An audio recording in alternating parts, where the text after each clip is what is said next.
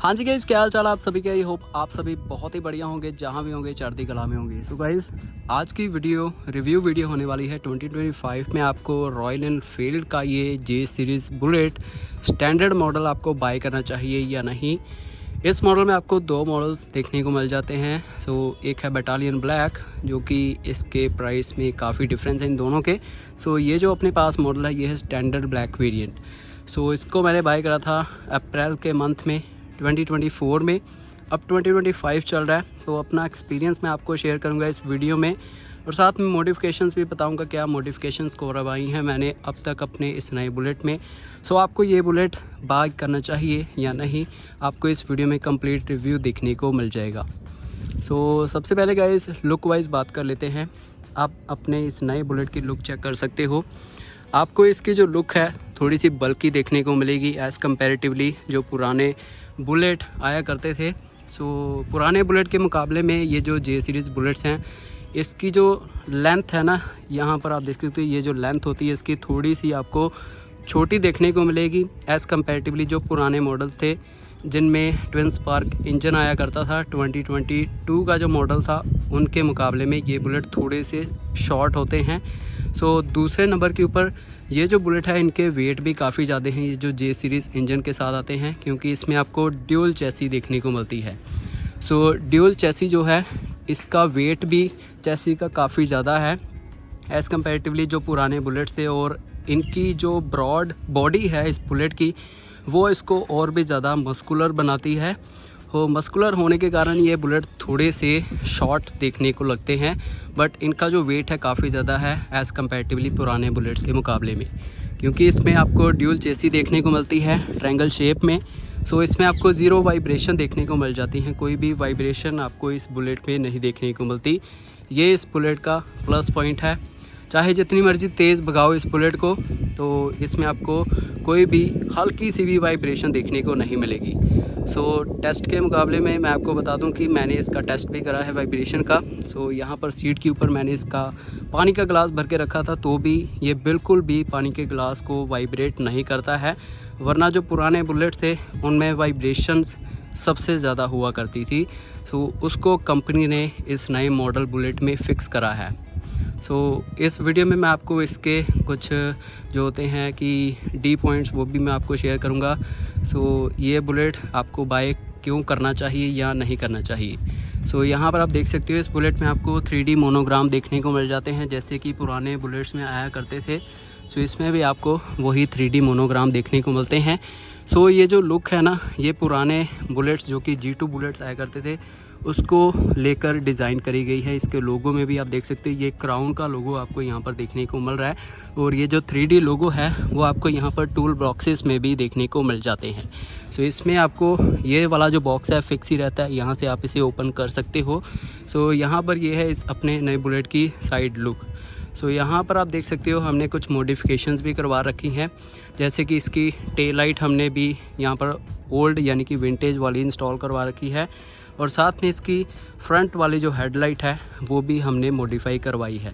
इसमें आपको फ्लैट देखने को मिलती है हेडलाइट, बट हमने इसमें ये विंटेज हेडलाइट इंस्टॉल करवाई है। सो इसकी भी मैंने एक सेपरेट वीडियो बना रखी है अपने चैनल पे, तो आप उसको वॉच कर सकते हो अगर आपको इस हेडलाइट को बाय करना है। और साथ में सबसे ज़्यादा क्वेरी रखती है कि ये जो स्मॉल रिंग आपने इंस्टॉल करा है ये आपको कहाँ से मिलेगा। सो ये आपको किसी बुलेट के मैकेनिक के पास से ही मिलेगा, न्यू रिंग नहीं मिलेगा, ये आपको पुराना रिपेयर हुआ ही देखने को मिल जाएगा किसी मैकेनिक के पास से। और इसका जो हैंडल बार है वो भी हमने चेंज करवाया है। सो ये जो इसका हैंडल बार है ये है शॉर्ट हैंडल बार, जो कि 2009 मॉडल का जो बुलेट था उसमें ये शॉर्ट हैंडल बार आया करता था, जो कि मचिस्मो का भी बोल सकते हो आप, मचिस्को का हैंडल बार। तो ये शॉर्ट हैंडल बार हुआ करता था। इसमें ना ही आपको वेट देखने को मिलता है, लास्ट में जो कंपनी फिटेड आता है उसमें आपको वेट देखने को मिलता है क्रोम फिनिश में, और बट हमने इसमें ये जो क्लॉज ग्रिप्स हैं वो हमने इसमें इंस्टॉल करवा रखी हैं, ताकि अपने जो नया बुलेट है वो पूरा ओल्ड की तरह ही देखने को मिले। और बाकी बात करें इसके फ्रंट शोकर्स की, तो ये काफ़ी ज़्यादा मोटे हैं। सो इसी के कारण ही फ्रंट पे आपको काफ़ी ज़्यादा इसका वेट देखने को मिल जाता है। अगर आप इसको कंपेयर करोगे पुराने बुलेट के साथ तो इसका वेट थोड़ा सा ज़्यादा है एज़ कम्पेरेटिवली। जो पुराना बुलेट है उसका जो वेट है 191 आई थिंक किलोग्राम्स है, बट इस बुलेट का जो वेट है 195 किलोग्राम्स है। सो इसीलिए ये बुलेट काफ़ी हैवी वेट के साथ आता है। और यहाँ पर आपको ड्यूल ABS सिस्टम देखने को मिल जाता है, डिस्क ब्रेक आपको देखने को मिल जाती है। तो यहाँ पर आप देख सकते हो ये जो इसकी डिस्क ब्रेक है आपको लेफ़्ट साइड देखने को मिलेगी अगर आप इसको फ्रंट से देखोगे तो, वरना डिस्क ब्रेक पुराने मॉडल्स में आपको ये राइट साइड देखने को मिलती थी। सो ये भी एक नया चेंज आपको इस बुलेट में देखने को मिलता है।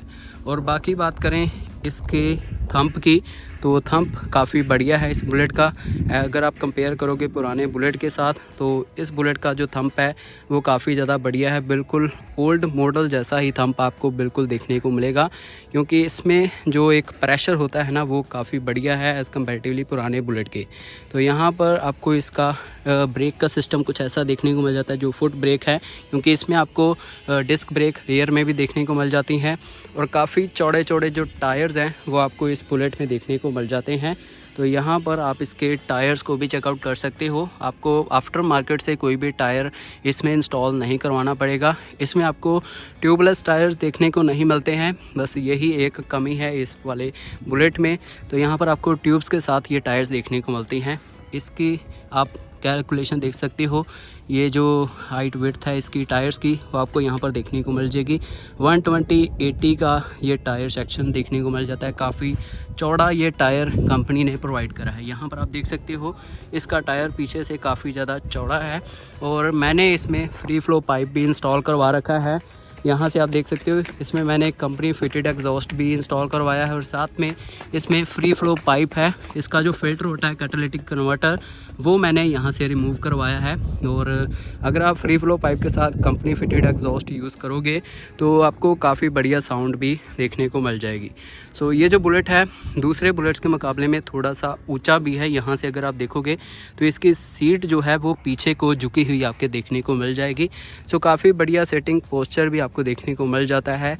और इसमें हमने ये रॉड वाला लेग गार्ड भी इंस्टॉल करवा रखा है जो कि इसकी लुक को और भी ज़्यादा इन्हेंस करता है।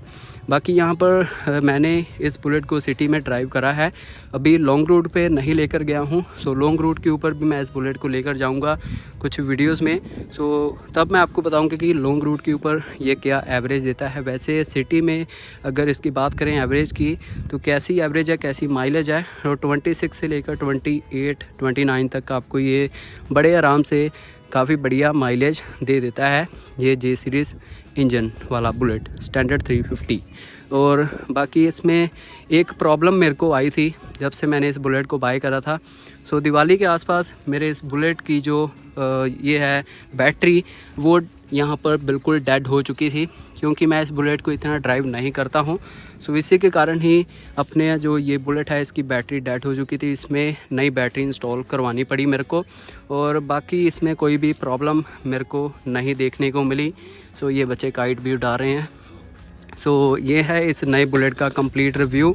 सो इसमें बस एक ही बात है कि किक नहीं दी है कंपनी ने, और कोई भी इसमें खामी नहीं है। सो काफ़ी बढ़िया दमदार बुलेट है, काफ़ी बल्कि लगता है। अगर दूर से देखें तो काफ़ी बढ़िया लुक आपको इसी देखने को मिल जाती है। सो नेक्स्ट वीडियो में हम इसका मड गार्ड भी चेंज करवाएंगे और साथ में इसकी विंटेज सीट भी अटैच करवाएंगे नेक्स्ट वीडियोस में। सो मिलते हैं गाइस नेक्स्ट वीडियो में। आई होप आपको ये वीडियो बढ़िया लगी होगी। सो मिलते हैं गाइस नेक्स्ट वीडियो में। So thanks for watching, thank you so much.